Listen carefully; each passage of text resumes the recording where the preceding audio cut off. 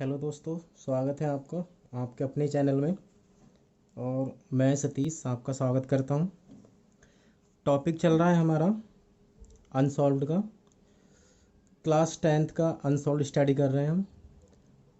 पिछली वीडियो में हमने 2020 का सेट नंबर 817 MN ये सॉल्व कराया था, इसका सेक्शन ए। और आज हम सेक्शन बी जो ग्रामर का पोर्शन है उसको स्टडी करेंगे। तो जो बच्चे आज हमसे पहली बार जुड़े हैं उनसे मैं यही कहना चाहूँगा कि वो हमारी पिछली वीडियो देख सकते हैं और पिछली वीडियो देखकर सेक्शन ए को कंप्लीट कर सकते हैं। तो चलिए शुरू करते हैं सेक्शन बी को, जो ग्रामिकल पोर्शन है कक्षा 10 का।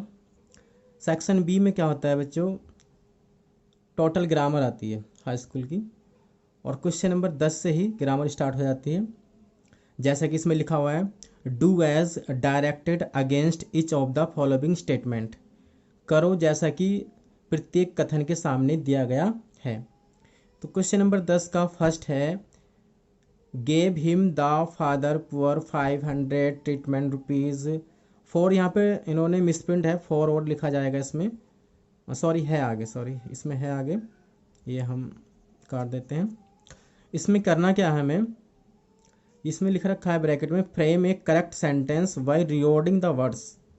सेंटेंस क्या है हमारा, ये टूटा फूटा है, यानी कि इसको हमें क्या करना है, जमाना है, पुनः व्यवस्थित करना है, रिवर्डिंग करना है। अपनी तरफ से कुछ नहीं लगाना, जो वर्ड दिए हुए हैं उन्हीं को हमें सही से एक प्रॉपर सेंटेंस का रूप देना है। तो ये रिवर्डिंग है, हमें सेंटेंस को जमाना है। रिवर्डिंग का मतलब होता है पुनः व्यवस्थित करना, ठीक है ना। तो क्वेश्चन नंबर 10 का जो फर्स्ट है ये, इसमें हमें क्या करना है, रिवर्डिंग। अब कैसे करेंगे, रिवर्डिंग करने का तरीका क्या है।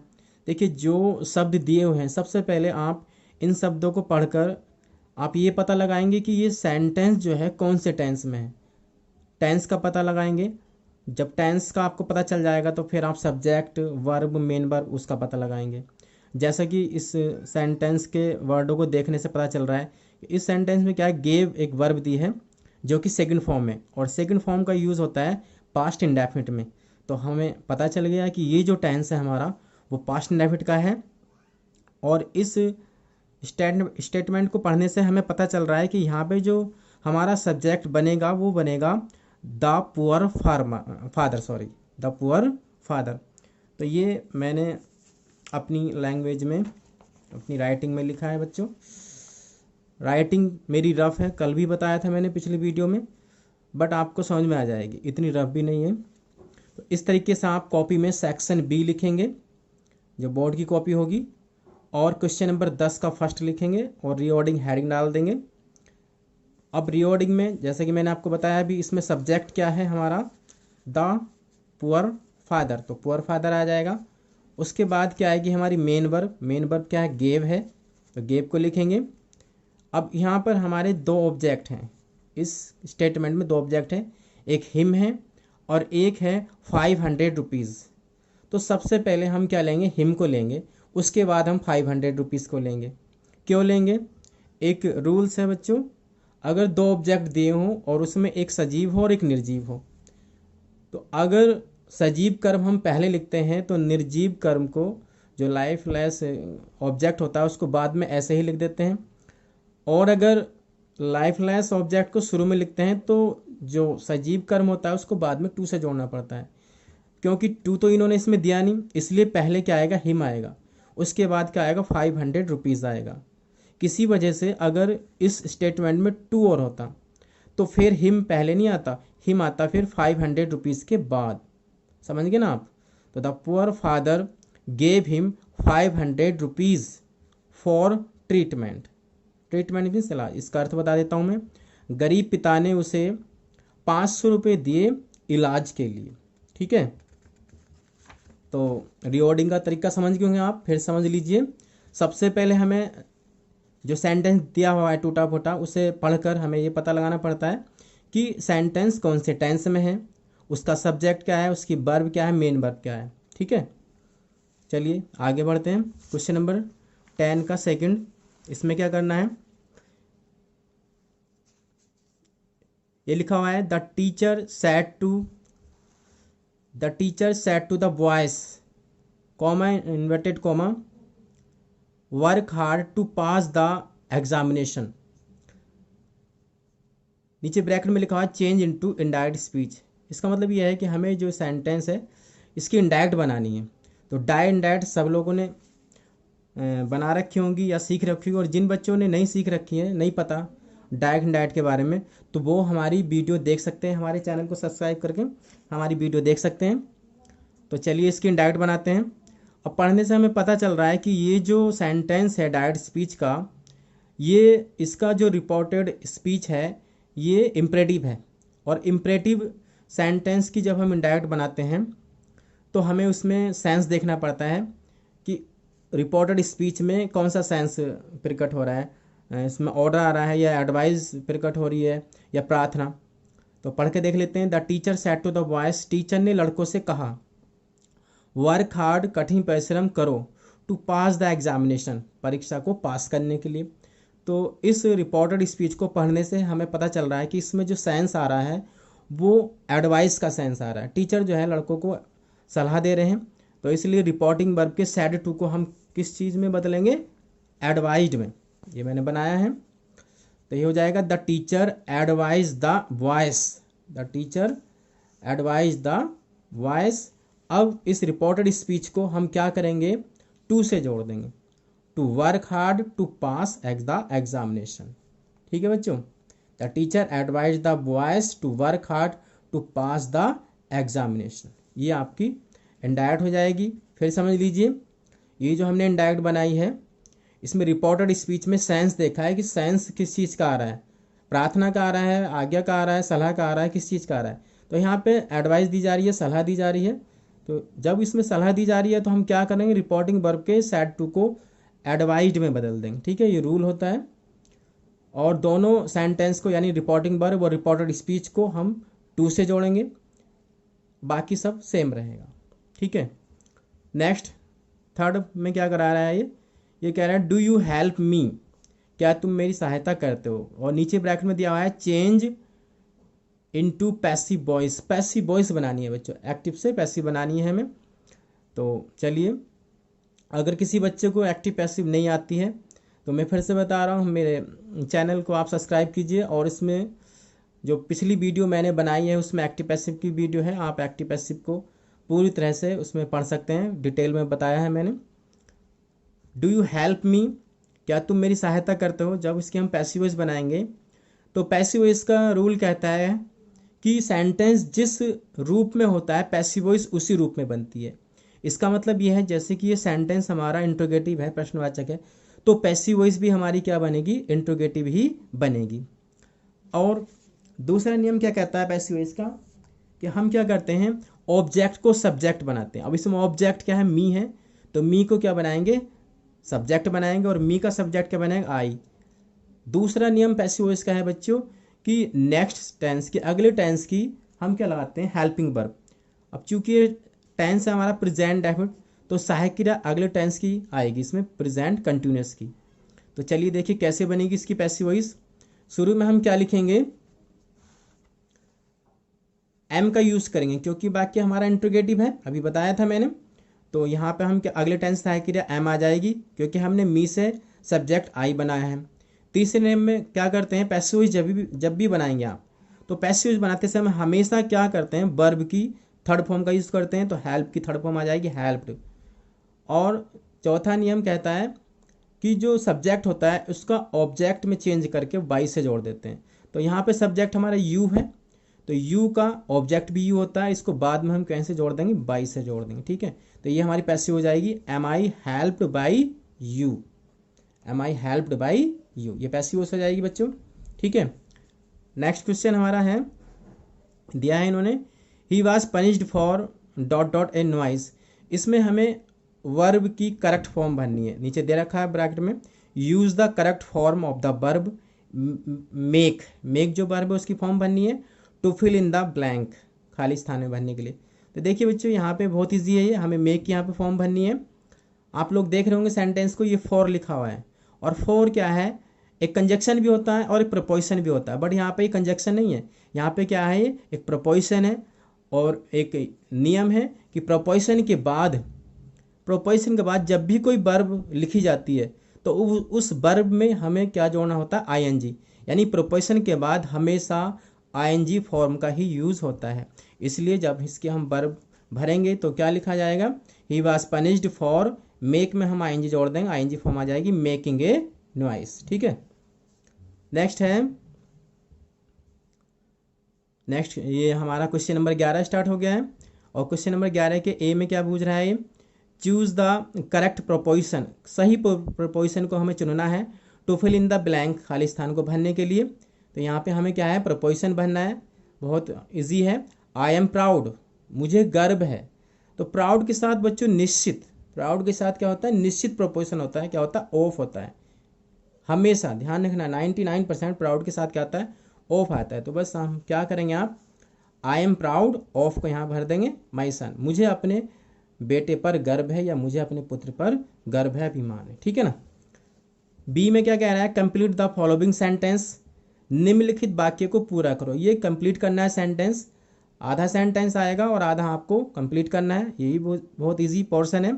कैन यू टेल मी, क्या तुम मुझे बता सकते हो, क्या तुम मुझे बता सकते हो, वेयर माने जहाँ, या जहाँ। अब यहाँ पे ये सैकड़ों तरीके से सेंटेंस कंप्लीट हो सकता है। कैन यू टेल मी, क्या तुम मुझे बता सकते हो जहाँ वह रहता है या वह रहती है, कुछ भी बना सकते हैं आप। तो बहुत सारे तरीके से ये कंप्लीट हो सकता है sentence. Can you tell me where he lives, जहाँ वह पढ़ता है, जहाँ वह रहता है, कुछ भी आप बना सकते हैं। ठीक है ना। ही की जगह सी भी कर सकते हैं आप, कोई प्लूरल प्रोनाउन भी ले सकते हैं, दे भी ले सकते हैं। Can you tell me where they live, ठीक है ना। तो ये कई तरीके से सेंटेंस कंप्लीट हो सकता है। ही लिव्स भी ला सकते हैं, सी लिव्स भी ला सकते हैं, और ही रीड्स भी ला सकते हैं, सी रीड्स भी ला सकते हैं, दे लिव भी ला सकते हैं। ठीक है, कई तरीके से जो है ये सेंटेंस आपका कंप्लीट हो सकता है। चलिए अब नेक्स्ट क्वेश्चन है हमारा ये सी में, complete the spelling of the following words. ये स्पेलिंग है, इनकम्प्लीट है, इनको हमें कंप्लीट करना है। जैसे कि ये पहली स्पेलिंग है any blank GHB blank UR, तो बहुत ईजी स्पेलिंग है। क्या भर देंगे, नाइवर, ये नाइवर की स्पेलिंग है, तो यहाँ पे आई भरा जाएगा शुरू के ब्लैंक में और दूसरे ब्लैंक में ओ भरा जाएगा। तो नाइवर इसमें होता है पड़ोसी। दूसरी स्पेलिंग है हमारी ये टी है और ब्लैंक NG ब्लैंक E, दो वर्ड भरे जाएंगे O और U, तो हो जाएगी टंग। टंग मीन्स क्या होती है, जीभ होती है। तो ये स्पेलिंग भरने का पोर्शन है। डी में क्या करा रहा है, देखिए, punctuate the following using capital letters wherever necessary. ये हमें पंचुएट करना निम्नलिखित वाक्य को, जहाँ कहीं भी छोटे बड़े अक्षर की ज़रूरत हो वो हमें बनाना है। ठीक है ना। जहाँ कहीं कॉमा लगाना हो कॉमा लगाएंगे, और जहाँ कोई कैपिटल बड़ा अक्षर बनाना बड़ा अक्षर बनाएंगे। देख लेते हैं कहाँ पे कोई अक्षर कैपिटल बनेगा, कहाँ पे कॉमा लगेगा। तो जैसे कि पढ़ने से हमें पता चल रहा है कि I said to my mother will you give me 500 rupees as I wish to buy a new dress. तो ये क्या है, एक डायरेक्ट स्पीच का वाक्य है, और डायरेक्ट आपने अगर बनाई हो, पीछे हमने अभी बनाई भी है, तो आपको पता चल जाएगा कि कहाँ पे कॉमा लगता है, कहाँ पे इन्वर्टेड कॉमा लगता है। तो जस्ट इसको हम स्टार्ट करते हैं पंचुएट करना। तो देखिए आई हमेशा क्या होता है, ये कैपिटल ही बनता है, चाहे स्टार्टिंग में आए, ये यूनिवर्सल ट्रूथ है। आई हमेशा, चाहे वाक्य की स्टार्टिंग में आए, बीच में आए, कहीं भी आए, आई हमेशा कैपिटल बनता है, तो ये आई बड़ा बनेगा। ठीक है। उसके बाद I said to my mother, यहाँ तक हमारी रिपोर्टिंग वर्ब हो जाएगी। मदर के बाद क्या लगेगा, कॉमा लगेगा, ये मैंने लगाया है इधर। उसके बाद इन्वर्टेड कॉमा स्टार्ट करेंगे इस तरीके से, और ये हमारा अगला सेंटेंस रिपोर्टेड स्पीच का स्टार्ट हो जाएगा। तो विल का W भी कैपिटल बनाएंगे, तो will you give me 500 rupees, ये ऐसे ही चलता रहेगा। फिर ये एज आई आ गया, आई अभी बताया था आपको, आई हमेशा क्या होता है, कैपिटल बनता है। तो आई को हम क्या करेंगे, कैपिटल बनाएंगे, कैपिटल बना दिया हमने यहाँ पे। आई wish to buy a new dress, question mark लगाएंगे, क्योंकि वाक्य हमारा क्या है, इंट्रोगेटिव है, हेल्पिंग वर्ब से शुरू हो रहा है, बिल से। ठीक है ना बच्चों। तो ये हो जाएगा इस तरीके से, I said to my mother comma inverted comma will you give me 100 rupees as I wish to buy a new dress question mark और इंट्रोगेटिव मार्क लगा देंगे, सॉरी जो ये चिन्ह है ये बंद कर देंगे, ठीक है ना, इन्वर्टेड कॉमा। तो मैंने अपनी मम्मी से कहा क्या आप मुझे 500 रुपये देंगी क्योंकि मुझे एक नई ड्रेस खरीदनी है, या मैं एक नई ड्रेस खरीदने की इच्छा करता हूँ। तो ये आपकी क्या हो जाएगी, पंचुएशन हो जाएगी।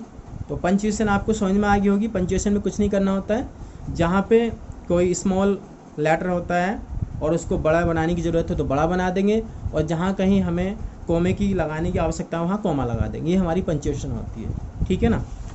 उसके बाद नेक्स्ट क्वेश्चन है question number 12, translate the following into English. ये आपकी स्टोरी है, बहुत ईजी स्टोरी है, सही से समझ लीजिए, जल्दी समझ में आ जाएगी। ये ट्रांसलेट भी किया है मैंने, पहले हिंदी पढ़ते हैं फिर इंग्लिश बनाते हैं। हमारा देश तेज़ी से उन्नति कर रहा है। देखिए कितना इजी सेंटेंस है, प्रेजेंट कंटिन्यूअस का सेंटेंस है, आप सब जानते हैं। और जो बच्चे टेंस नहीं जानते हैं, फिर बता रहा हूँ, जो बच्चे टेंस नहीं जानते, देयर का प्रयोग नहीं जानते, इट का प्रयोग नहीं जानते, पॉसेसिव केस नहीं जानते, वो बच्चे मेरी पिछली वीडियो देख सकते हैं। और ये सारी चीज़ें tense, active passive, possessive case, there का प्रयोग, इट का प्रयोग, वो पिछली वीडियो में जाके सीख सकते हैं, ठीक है ना बच्चों। क्योंकि स्टोरी क्या होती है, स्टोरी ग्रामर के सारे रूल्स का क्या होता है, एक खिचड़ी होती है, ठीक है ना। उसमें पता नहीं कौन से सेंटेंस में कौन सा रूल लग जाए, ठीक है। तो इसलिए स्टोरी बनाने के लिए, स्टोरी वही बच्चा बना सकता है जिसको टेंस वगैरह, इट का प्रयोग, देयर का प्रयोग, मोस्टली ग्रामर के रूल आते हों, ठीक है ना। फिर भी हाई स्कूल लेवल में स्टोरी इतनी टफ नहीं आती, इजी आती है। तो आप tense, active passive, there, it का प्रयोग, पॉसेसिव केस, इनको अगर सीख लेते हैं तो आप स्टोरी आसानी से बना सकते हैं। और हाँ, लास्ट बात, वर्ड पावर, आपकी वर्ड पावर स्ट्रांग होनी चाहिए, ठीक है ना। पहला सेंटेंस है हमारा देश तेज़ी से उन्नति कर रहा है, प्रेजेंट कंटिन्यूअस का सेंटेंस है। यहाँ पे सब्जेक्ट है हमारा देश, तो क्या करेंगे, आवर कंट्री ले लेंगे, ठीक है ना। तो ये मैंने बनाई है स्टोरी, आवर कंट्री। अब आवर कंट्री तो एक वचन है, तो एक वचन की हेल्पिंग वर्ब आ जाएगी इज। अब मुख्य क्रिया क्या हमारी, उन्नति करना, उन्नति करने की प्रोग्रेस होती है, इसमें हम आईएनजी फॉर्म जोड़ेंगे क्योंकि कंटिन्यूअस क्या है। तो आवर कंट्री इज़ प्रोग्रेसिंग, और तेज़ी से लगा देंगे fast, our country is progressing fast. यह एक प्रगतिशील देश है, ये सिंपल सेंटेंस है। तो it is a progressive country, simple sentence है। इट लगाएंगे हम, कंट्री का जो प्रोनाउन लाएंगे यह है कि इट लगाएंगे। It is a progressive country, progressive means होता है प्रगतिशील, तो यह एक प्रगतिशील देश है। जनसंख्या और बढ़ती कीमतें बड़ी समस्याएं हैं, ये भी सिंपल सेंटेंस है। और यहाँ पे हमारा जो सब्जेक्ट है वो जनसंख्या और बढ़ती कीमतें हैं। तो पॉपुलेशन एंड इंक्रीजिंग, इंक्रीजिंग माने होता है बढ़ती हुई, बढ़ी हुई, और प्राइसेस माने कीमतें, तो ये सब्जेक्ट हो जाएगा। Population and increasing prices are great problems, बड़ी समस्याएं हैं, ठीक है। ग्रेट माने बड़ी, महान भी होता है, बड़ी भी होता है, ग्रेट प्रॉब्लम्स। नेक्स्ट है सेंटेंस, यदि हम इन्हें नियंत्रित कर लें तो हमारा देश महान बन सकता है। देखो बच्चों, ये सेंटेंस कंडीशनल आ गया। मैंने आपको बताया था अभी कि स्टोरी में ग्रामर के सभी रूल्स जो हैं वो लगते हैं, पता नहीं कौन सा रूल आ जाए। तो इसलिए हमें क्या है, स्टोरी को करने के लिए ग्रामर के जो बेसिक नियम हैं, टेंस, एक्टिव पैसिव, देयर का प्रयोग, इट का प्रयोग, इन्हें स्टडी करना चाहिए। अभी कंडीशनल सेंटेंस इसमें कंडीशन की तरह बनाएंगे। यदि हम इन्हें नियंत्रित कर लें तो हमारा देश महान बन सकता है, ये प्रेजेंट टेंस की कंडीशन है। और यदि की अंग्रेजी हम इफ़ लगा देंगे, हम इन्हें नियंत्रित कर लें यानी कि नियंत्रित कर लेते हैं, प्रेजेंट का वाक्य बनेगा ये। इफ़ वी कंट्रोल, नियंत्रित करने की कंट्रोल होती है। और इन्हें किसके लिए आया है, इन दोनों समस्याओं को, जनसंख्या और बढ़ती कीमतें। तो इनका जो ऑब्जेक्ट आएगा वो दैम आएगा, दोनों समस्याओं के लिए आया है। इफ़ वी कंट्रोल दैम, यदि हम इन्हें नियंत्रित कर लेते हैं, कॉमा, हमारा देश महान बन सकता है। तो आवर कंट्री, सकता है कि जी क्या आती है, कैन आती है, मे भी होते, बट यहाँ पे कैन लगाएंगे। कैन बनना, मुख्य क्रिया यहाँ पे बनने की बी भी ला सकते हैं, बिकम भी ला सकते हैं। तो can be great, our country can be great.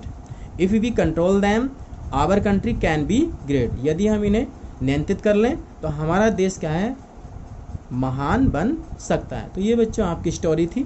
ठीक है, फिर से सुन लीजिए। जो बच्चे नए जुड़े हैं मेरी इस वीडियो के माध्यम से, वो पिछली वीडियो मेरी देख सकते हैं और टेंस, एक्टिव पैसिव, देयर का प्रयोग, इट का प्रयोग, ये सारी चीज़ें सीख सकते हैं। ठीक है, चलिए नेक्स्ट क्वेश्चन की तरफ बढ़ते हैं। क्वेश्चन नंबर 13, ये आपकी एप्लीकेशन है बच्चों। एप्लीकेशन आती है और एक लेटर आता है, दोनों चीज़ें डिस्कस करेंगे, लेकिन एग्जाम में कोई सी एक आपको करनी होती है। ऑप्शन मिलता है आपको, या तो एप्लीकेशन लिखिए या लेटर लिखिए। पढ़ते हैं, यहाँ पे हम दोनों लिखेंगे। Write an application to the principal, principal को एक एप्लीकेशन लिखिए ऑफ योर कॉलेज, अपने कॉलेज के, टू प्रोवाइड, उपलब्ध कराने के लिए, the facility of evening games, शाम के खेलों की सुविधा। आपको अपने प्रिंसिपल को एक एप्लीकेशन लिखनी है कि शाम के खेलों की व्यवस्था कॉलेज में कराइए। ठीक है ना, तो देखिए एप्लीकेशन लिखना क्या तरीका होता है। स्टार्टिंग होती है किसी भी एप्लीकेशन को लिखने की, आप लोगों ने लिखी होगी, और नहीं लिखी है तो समझ लीजिए। टू द प्रिंसिपल, यहाँ पे कॉलेज का नाम आ जाएगा, जो भी आप लिखें अपने कॉलेज का नाम लिख सकते हैं। और ये to the principal DAV inter college Dhampur Bijnor. ठीक है, ये मैंने एक कॉलेज का नाम लिख दिया, यहाँ पे आप किसी भी कॉलेज का नाम लिख सकते हैं। ठीक है, सर, श्रीमान जी, मोस्ट रेस्पेक्टफुल्ली, बहुत अधिक सम्मान पूर्वक, आई बैक टू से, मैं कहने के लिए प्रार्थना करता हूँ, दैट की, आई एम द स्टूडेंट, मैं विद्यार्थी हूँ, ऑफ 10th क्लास, कक्षा 10 का। देयर इज़ नो फैसिलिटी, कोई सुविधा नहीं है, ऑफ इवनिंग गेम्स, शाम के खेलों की, इन आवर कॉलेज, हमारे कॉलेज में। मोस्टली कॉलेज, अधिकांश कॉलेज, हैव, रखते हैं, गुड फैसिलिटी, अच्छी सुविधा, ऑफ इवनिंग गेम्स, शाम के खेलों की।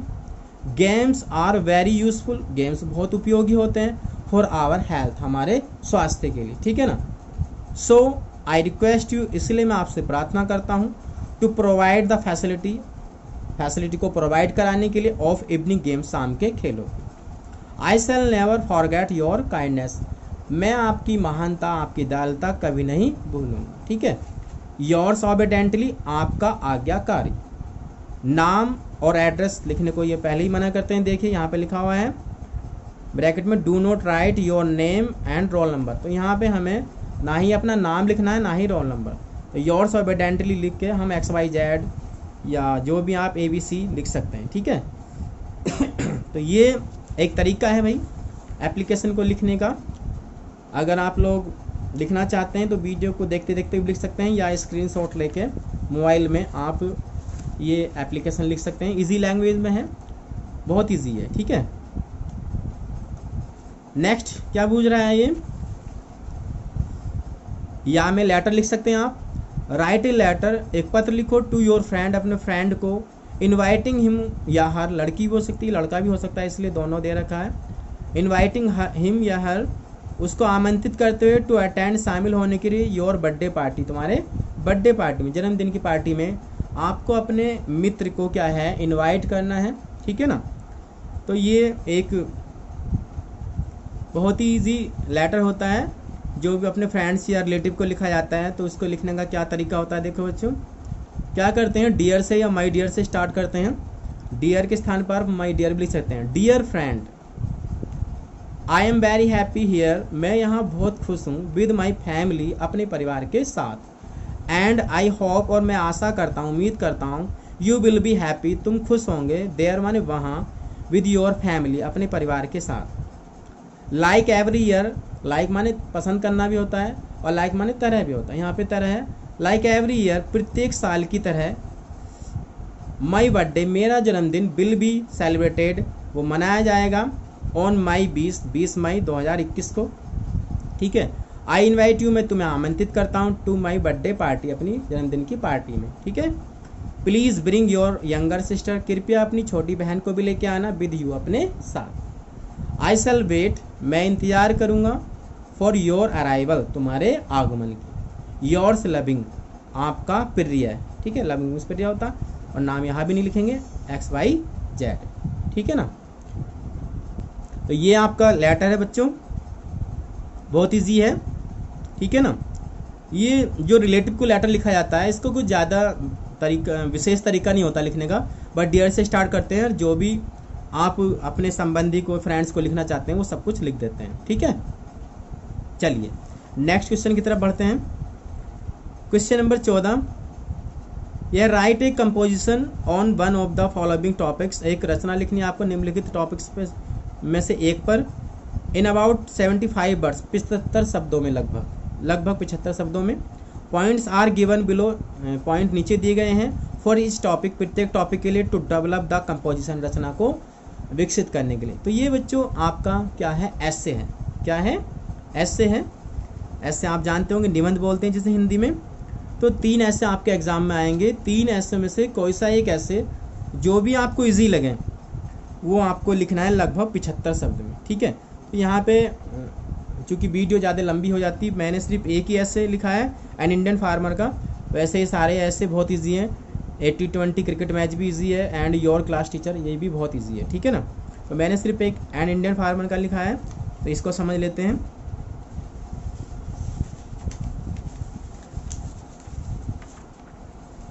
जैसे लॉन्ग क्वेश्चन में, जब हमने लॉन्ग क्वेश्चन लिखा था, मैंने बताया था आपको, लॉन्ग क्वेश्चन लिखते समय पहला हेडिंग क्या होता है, इंट्रोडक्शन होता है। ऐसे ही ऐसे का भी क्या होता है, पहला हेडिंग इंट्रोडक्शन का होता है। तो इंट्रोडक्शन में क्या लिखेंगे, इंडियन फार्मर के बारे में लिखेंगे 1-2 बातें। ये लिखा है मैंने बहुत ईजी लैंग्वेज में। An Indian farmer is the backbone, एक भारतीय किसान बैकबोन होता है, रीढ़ की हड्डी होता है, ऑफ इंडिया, भारत की। मोस्टली पॉपुलेशन, अधिकांश जनसंख्या, डिपेंड्स ऑन फार्मिंग, फार्मिंग कहते खेती। अधिकांश जनसंख्या जो है वो खेती पर क्या होती है, निर्भर करती है। भारत में जो है अधिकांश लोग क्या है, खेती पर निर्भर है। इसलिए क्या है, एक भारतीय किसान is the backbone of India. एक भारतीय किसान क्या है, वो रीढ़ की हड्डी होता है। ठीक है ना। दूसरा हेडिंग इन्होंने दिया है हिज ड्रेस, तो हिज ड्रेस हमने हेडिंग बनाया है। मोस्टली फार्मर्स, अधिकांश फार्मर्स बियर, कुर्ता एंड धोती, आप सब जानते हैं। अधिकांश किसान क्या है, वो कुर्ता एंड धोती पहनते हैं। बट लेकिन सम मॉडर्न फार्मर्स, कुछ आधुनिक किसान बियर पैंट एंड शर्ट। जो आजकल के आधुनिक किसान हैं, पढ़े लिखे किसान हैं, वो क्या करते हैं, पैंट और शर्ट पहनते हैं। ये हमने 2 सेंटेंस बना दिए इसमें। नेक्स्ट हेडिंग हमारा इसमें है हिज हाउस, उसका घर। हिज हाउस में देखते हैं इन ओल्ड टाइम, पिछले टाइम का थोड़ा हवाला दे देते हैं, बता देते हैं पिछले टाइम के बारे में। पुराने समय में फार्मर्स लिव्ड, किसान रहते थे इन मड हाउसेज, कच्चे घरों में। ठीक है, मड माने कच्चा होता है, कच्चे घरों में रहते थे। बट लेकिन नाउ माने अब, दे लिव इन पक्का हाउस, बे अब पक्का हाउस कहते हैं, पक्के घर में रहते हैं। लेकिन अब वो क्या है, पक्के घर में रहते हैं। दे लिव इन पक्का हाउस। ठीक है। सम पुअर फार्मर्स, कुछ गरीब किसान, स्टिल नाउ, अभी भी, लिव इन मड हाउसेज, कुछ जो गरीब किसान है बहुत ज़्यादा, वो अभी भी क्या है, कच्चे घरों में रहते हैं। ठीक है। नेक्स्ट हेडिंग है आपका हिज एजुकेशन एंड एंजॉयमेंट, उसकी शिक्षा और उसका एंजॉयमेंट कहते हैं आनंद, वो कैसे एंजॉय लेते हैं, और शिक्षा क्या है उनकी। मोस्टली ओल्ड फार्मर्स, अधिकांश जो पुराने किसान हैं, बूढ़े किसान हैं, आर नॉट एजुकेटेड, वो क्या है, शिक्षित नहीं है, पढ़े लिखे नहीं है। बट लेकिन मॉडर्न फार्मर्स, लेकिन जो आधुनिक किसान हैं आजकल के, वो आर वेल एजुकेटेड, वो जो है अच्छे खासे क्या हैं, पढ़े लिखे हैं।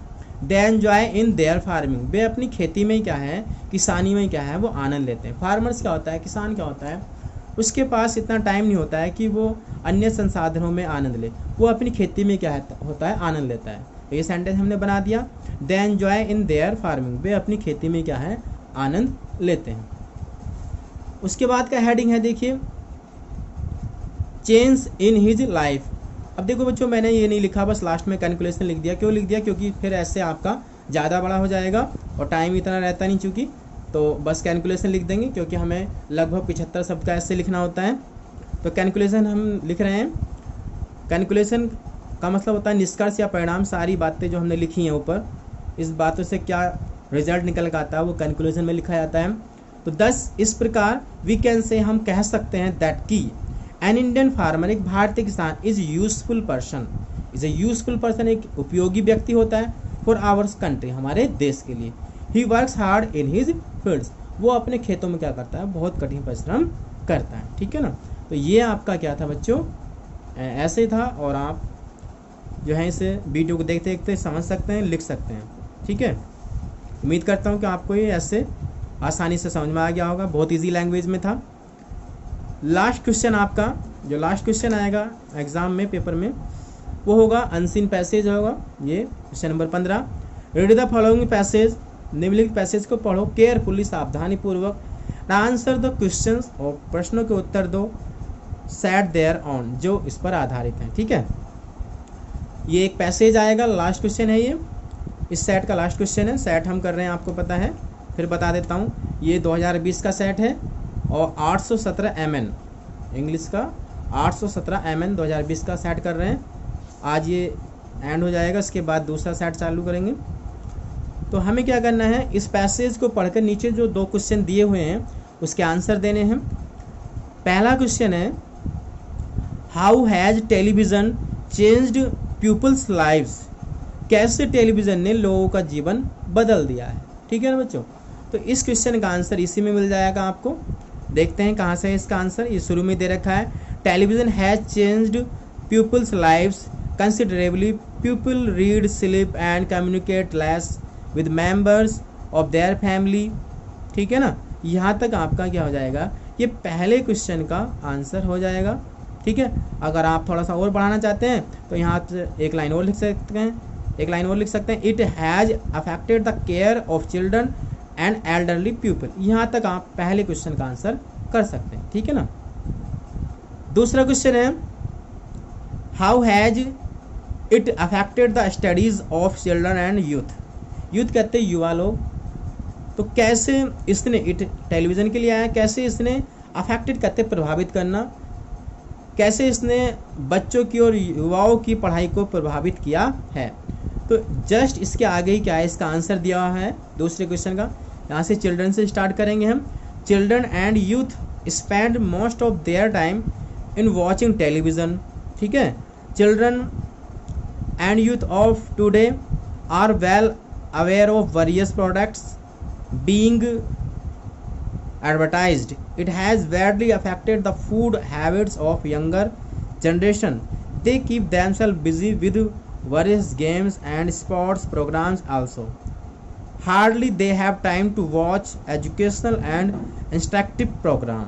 ठीक है, It has badly affected the studies of students of all levels. यहाँ तक बच्चों इस दूसरे क्वेश्चन का आंसर हो जाएगा। ठीक है, लिखने में आपको कंजूसी नहीं करनी है, क्योंकि देखिए 3-3 नंबर के क्वेश्चन है, किसी क्वेश्चन का आंसर छोटा हो सकता है तो दूसरे का बड़ा भी हो सकता है, तो इसलिए आप लिखने में कंजूसी ना करें।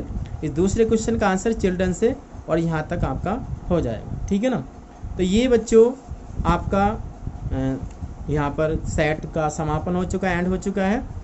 उम्मीद करता हूँ कि आपको सब कुछ समझ में आ गया होगा, और अगर किसी बच्चे को कोई बात समझ में नहीं आती है तो भाई वो मुझे कमेंट कर सकता है, मैं कोशिश करूँगा कि नेक्स्ट वीडियो में उस प्रॉब्लम को आपकी सॉल्व कर दूँ। और अगर आपको ये वीडियो भाई पसंद आई हो तो वीडियो को लाइक कीजिए और ज़्यादा से ज़्यादा शेयर कीजिए, और हमारे इस चैनल को सब्सक्राइब कीजिए। ठीक है ना, तो मिलते हैं नेक्स्ट सेट के साथ नेक्स्ट वीडियो में, तब तक के लिए आपका बहुत बहुत धन्यवाद।